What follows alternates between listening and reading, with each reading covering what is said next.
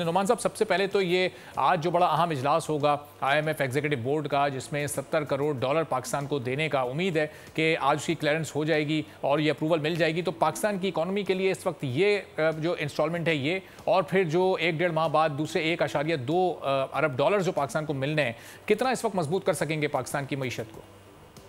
देखिए, आईएमएफ की जो इंस्टॉलमेंट होती है उसका सिर्फ इम्पैक्ट पैसों तक नहीं होता बल्कि एक सिग्नल इंटरनेशनल कम्युनिटी की तरफ जाता है कि जो फिस्कल मेजर्स, जो स्टेबलाइजेशन मेजर्स आईएमएफ ने रेकमेंड किए थे वो गवर्नमेंट ने लिए हैं। तो जो करंट इकोनॉमिक टीम जब आई थी उनका सबसे बड़ा चैलेंज ये था कि जब बार बार हमारा इकोनॉमिक पॉलिसी फ्रेमवर्क चेंज हो रहा था और जिस पर आईएमएफ भी बार बार एतराज़ कर रहा था, बाकी इदारे भी कर रहे थे, तो उसको स्टेबलाइज़ किया जाए और इस बात की यकीन दहानी कराई जाए कि आइंदा बार बार तब्दीलियाँ नहीं लाई जाएंगी। तो उम्मीद की जा सकती है कि इस वक्त की जो ये ट्रांच ये भी हमें मिल जाएगी और जो अप्रैल तक हमारे तकरीबन $1.8 बिलियन के करीब मजीद जो हमारे पैसे आने वो पैसे भी आ जाएंगे। लेकिन मीडियम टू लॉन्ग टर्म में सारा दारोमदार, जैसा कि वर्ल्ड बैंक ने भी कहा है, हमारे इलेक्शन के ऊपर है कि अगर हमारी जो नई इकनॉमिक टीम, नई फाइनेंस टीम आती है वो इस पॉलिसी फ्रेमवर्क को कंटिन्यू करती है, जो इंटरनेशनल कमिटमेंट्स को ऑनर करती है, तो उम्मीद की जा सकती है कि अगले साल के एंड तक या अगले साल के मिड तक जो है इंटरेस्ट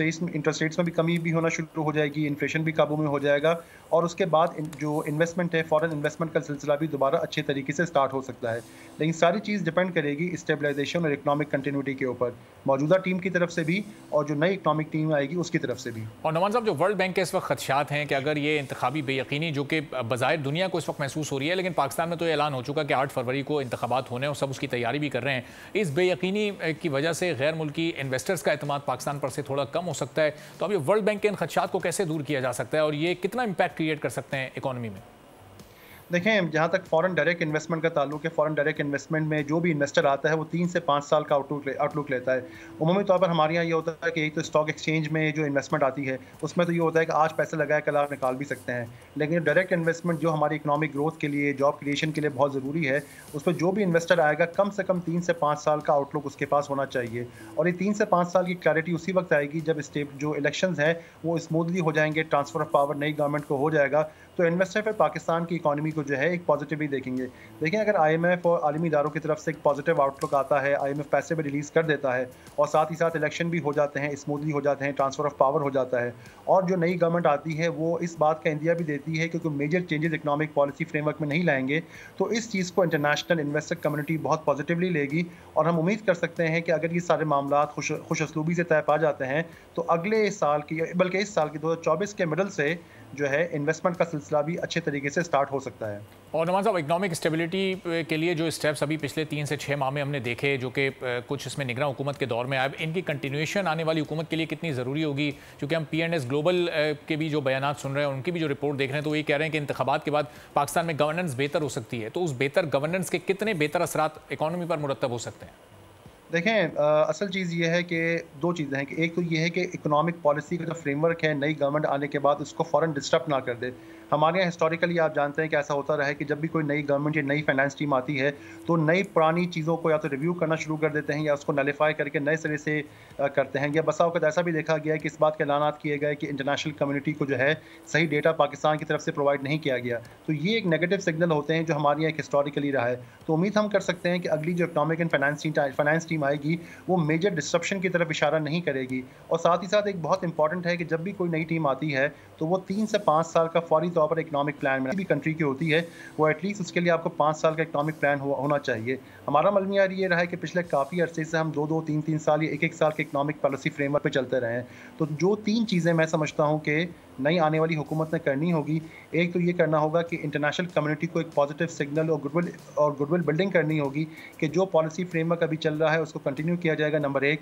दूसरा, उसने आईएमएफ के साथ जो नया एग्रीमेंट साइन होना है, जो कि मेरे ख्याल में करना पड़ेगा पाकिस्तान को, जो अप्रैल या मई में होगा, क्योंकि अप्रैल में यह करंट एग्रीमेंट जो है वो फाइनलाइज होगा तो मई में नया एग्रीमेंट आएगा। तो आईएमएफ के साथ नए एग्रीमेंट को अच्छे तरीके से फाइनलाइज कर लिया जाए जिससे हमें 3 साल की मज़ीद लाइफलाइन मिल जाएगी और साथ ही साथ 5 साल का ऐसा इकोनॉमिक पॉलिसी फ्रेमवर्क बना दिया जाए जिसके ज़रिए से आइंदा 3 सालों बाद अगर हम जब आईएमएफ का ये एग्रीमेंट कंक्लूड करें तो हमें दोबारा आईएमएफ के पास जाने की ज़रूरत ना पड़े। मैं समझता हूँ कि अगर ये 3 चीज़ें हम कर लेते हैं, जिसमें आपकी गुडविल बिल्डिंग है, इंटरनेशनल कम्युनिटी को ऑनबोर्ड करना है और 5 साल का इकोनॉमिक प्लान है, तो कोई वजह नहीं है कि पाकिस्तान जो इस वक्त फॉरेन डायरेक्ट इन्वेस्टमेंट के हवाले से $1 से $1.5 अरब पे खड़ा हुआ है, तो हमारी जो फॉरेन डायरेक्ट इन्वेस्टमेंट है 3 से 5 गुना बढ़ सकती है, 3 से 5 बिलियन डॉलर पे आसानी से जा सकती है। सिर्फ हमने अपनी प्लानिंग को और एग्जीक्यूशन को ठीक करना है। और ये प्लानिंग और एग्जीक्यूशन में नुमान साहब ये कितना वक्त दरकार हो सकता है? इसके कुछ इनिशिएटिव्स भी अभी से लेने पड़ेंगे? अभी ये जो 400 बिलियन के इस्लामी बॉन्ड्स सेल करने का ऐलान गवर्नमेंट ने किया है, इस तरह के कुछ और स्टेप्स आप समझते हैं कि ज़रूरी हैं जो कि फौरी तौर पर अगर उस पर अमल ना भी हो तो कम से कम ऐलान कर दिया जाए ताकि आने वाली गवर्नमेंट को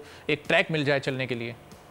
नहीं, आपने बहुत अच्छी बात की। मैं ये समझता हूँ कि वो तमाम पॉलिटिकल पार्टीज़ जो कि इस वक्त हुकूमत में अगली हुकूमत बनाना चाह रही हैं, उनको अभी से अपनी फाइनेंस टीम को मोबिलाइज़ करना होगा। देखिए, हमारे यहाँ अगेन ये होता रहा है कि हमने हिस्टोरिकली देखा है कि जब भी कोई नई हुकूमत या नई फाइनेंस टीम आती है तो होमवर्क किए बगैर आती है अनफॉर्चुनेटली। जो भी पॉलिटिकल पार्टीज़ एस्पायर कर रही हैं, ख्वाहिश रखती हैं कि अगली हुकूमत बनाए, उन्होंने आज की तारीख में अपनी फाइनेंस टीम को, इकॉनमी की टीम को मोबिलाइज़ करना होगा। उन्हें इलेक्शन से पहले 5 साल का इकॉनमी का रोड मैप देना होगा और साथ ही साथ बताना होगा कि किस तरीके से अगले 5 साल में पाकिस्तान को एक सस्टेनेबल ग्रोथ की तरफ लेके जाएंगे और IMF से पाकिस्तान की जान छुड़ा देंगे। क्योंकि आज से इकोनॉमिक पॉलिटिकल पार्टीज़ ने इस पर काम करना शुरू नहीं किया। और देखिए, इसमें एक बड़ी इंपॉर्टेंट चीज़ है कि तमाम इदारों को, तमाम स्टेक होल्डर्स को ऑन बोर्ड लेके चला जाए। क्योंकि पाकिस्तान की इकॉनमी में स्टेट बैंक है, SECP है, जो भी इदारे हैं जो इकॉनमी और फाइनेंस से मुतल्लिक हैं, अनफॉर्चुनेटली होता ही है कि हमने हिस्टोरिकली देखा है कि कम्युनिकेशन मैकेनिज्म का गैप होता है। तो पॉलिटिकल पार्टीज़ में, इदारों में जब कोऑर्डिनेशन होगी, कम्युनिकेशन होगी और सब मिलजुल के काम करेंगे, तभी पाकिस्तान जो है ये इकोनॉमिक इशूज़ से लॉन्ग टर्म बेसिस पे बाहर आ सकेगा।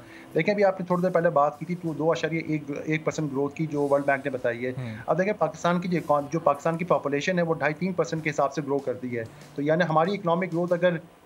2-2.5% के आसपास है, इसका मतलब है कि कंट्री एज अ होल जो है वो ग्रो नहीं कर रहा। तो पाकिस्तान के लिए बहुत ज़रूरी है कि पाकिस्तान बिटवीन 5 to 7% ग्रो करे अगले 10 सालों तक, ताकि हमारे मुल्क में से गुर्बत का लेवल भी कम हो, पाकिस्तान एक तरक्की पजीर मुल्कों की सफ़ में शामिल हो सके। लेकिन उसके लिए बहुत ज़रूरी, जैसा कि हमने देखा कि पिछले सालों में कि सबसे अच्छा जो इकनॉमिक पॉलिसी फ्रेमवर्क बनाया सऊदी अरेबिया ने बनाया, और साथ ही साथ जैसे आपने भी इम्प्लीमेंटेशन का सवाल किया, उन्होंने विजन 2030 का एक ऐसा इदारा कायम किया है कि जिसका सिर्फ एक काम है कि विजन 2030 में जो अहदाफ मुकर्रर किए गए हैं उनकी इम्प्लीमेंटेशन को इंश्योर करना। सब्सक्राइब करें और बेल दबाएं ताकि कोई खबर रह न जाए।